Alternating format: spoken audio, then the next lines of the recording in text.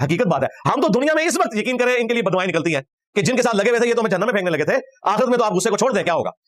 ادھر ہی جس کے اوپر توحید کھلتی ہے نا, جسے قرآن و سنت کا تعارف ہوتا ہے, وہ کہتا ہے یا اللہ انہوں نے بیڑا غرق کر, انہوں نے ساڑھے ماں پیوں کو گمراہ کیتا, انہوں نے ماں پیوں کو گمراہ کیتا.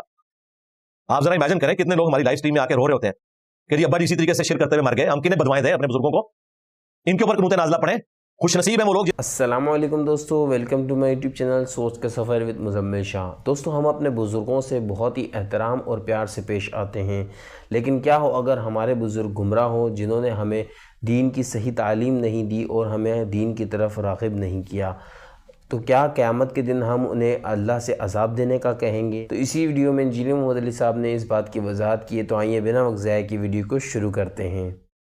انبیاء کرام جب دنیا میں آتے تھے تو ان کے مقابلے پہ کون کھڑے ہوتے تھے؟ بابے. اور ان بابوں میں کافر بابے بھی ہوتے تھے اور اولیاء اللہ بھی ہوتے تھے. اچھا, یہ یہودیوں کے جو بڑے بڑے پریسٹ ہیکل سلمانی میں بیٹھے ہوئے تھے, غوث وقت ہی تھے نا, موحدین تھے نا, وقت کے غوث تھے نا, یعنی کہ امام کعبہ وہ والا ٹائٹل تھا ان کا. حضرت عیسیٰ علیہ السلام کا انکار کر کے مردود ہوئے, اس وقت تک تو وہ غوث وقت تھے نا.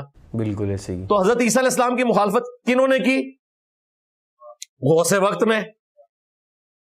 تو یہ بابے اتنی پیڑی شہن ہے کہ جب یہ ڈی ٹریک ہوں, یہ پیغمبر کی بھی مخالفت کرتے ہیں. میں اور آپ شاہی کوئی نہیں ان کے مقابلے پہ, مخالفت کے پوائنٹ آف ویو سے. ویسے تو انہوں نے لمحہ پا لیا ہے ایک ہی شاید ساڑھے اسٹوڈنٹ دے کے بھی شاید کوئی نہیں نا, یعنی اپنی ہٹ دھرمی میں یہ جس اعلیٰ درجے پہ پہنچے ہوئے ہیں اس کے مقابلے پہ عام مسلمان تو ولی ہے جو ہٹ دھرمی ان کے اندر پائی جاتی ہے. اسی لیے قرآن میں آیا سورہ حامیم سجدہ میں کہ قیامت والے دن جہنمی کہیں گے کہ اے اللہ جنوں اور انسانوں میں سے ہمارے وہ بزرگ جنہوں نے ہمیں دنیا میں گمراہ کیا, آج انہیں ہمارے حوالے کر, ہم انہیں اپنے پاؤں کے نیچے رون دیں گے کہ ان کی وجہ سے ہم گمراہ ہوئے. اچھا.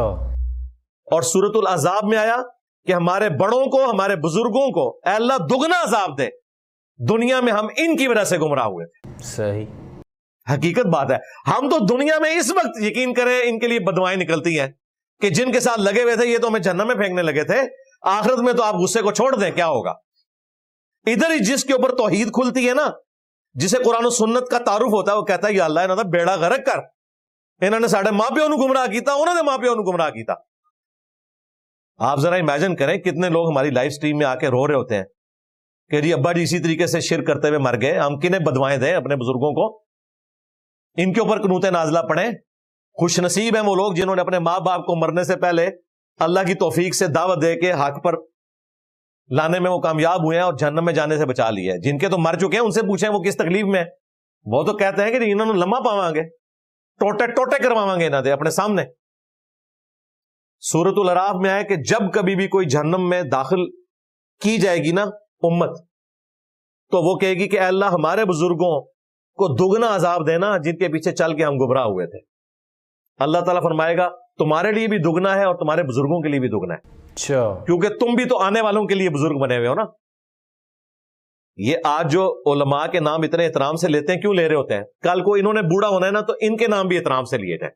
صحیح. اسی لیے اتنی لمبی دمیں لگائیں گے, علماء کے فضائل سنائیں گے, آپ کہیں گے یار اس کو کیا اس میں سے فائدہ, بھائی کل کو اس کی داڑھی سفید ہونی ہے, یہ ساری دمیں اس نے اپنے ساتھ لگانی ہے, کیونکہ وہ جو دموں والا ہے اس نے تو قبر میں چلے جانا ہے, دمیں اس نے باہر چھوڑ جانی ہے, وہ اس نے اپنے ساتھ لگانی ہے. صحیح. تو وہ پہلے تیار کر رہا ہوتا ہے آپ کو کہ اگلی باری میری ہے. بالکل ایسے ہی. اور وہ میں نے آپ کو بتایا نا کہ جو نیا آتا ہے نا اپنا لچ فرائی کر کے جاتا ہے. تصوف میں قادری سلسلہ ایگزسٹ ہی نہیں کرتا تھا, یہ جنیدیہ سلسلہ تھا. علی بن عثمان حجویری بھی کشف المحجوب میں جنیدیہ سلسلہ لکھتے ہیں اسے, کیونکہ وہ بھی سلسلہ جنیدیہ میں تھے.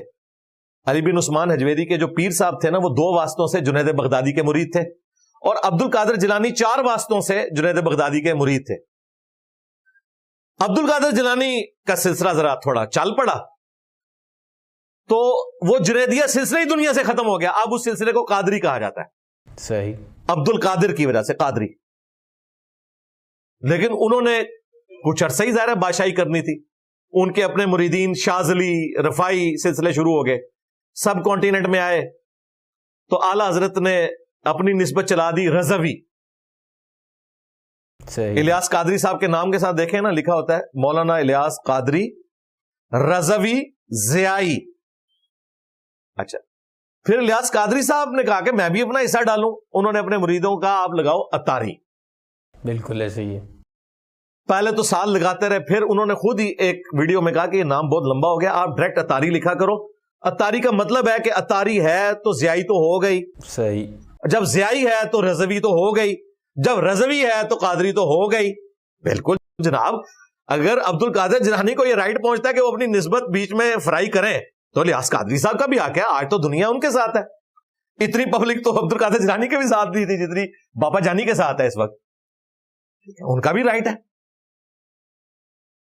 तो हर कोई अपना हिस्सा डालता है। इसलिए हम कहते हैं कि ये बुजुर्गों की निस्बतें छोड़ें, अपना बाप किसी को बनाना है तो उसे बनाए जिसकी कब्र मदीने में है। अन्नबिय्यु औला बिल मुमिनीना मिन अनफुसिहिम व अज़वाजुहु उम्महातुहुम।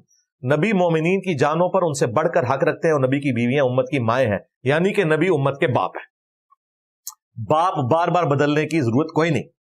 तो दोस्तों, जैसे कि आपने इस वीडियो में जाना कि जहन्नमी जो होंगे वो अल्लाह से कहेंगे कि हमारे बुज़ुर्गों को दुगना अजाब दे, क्योंकि उनकी वजह से हम दुनिया में गुमराह हुए।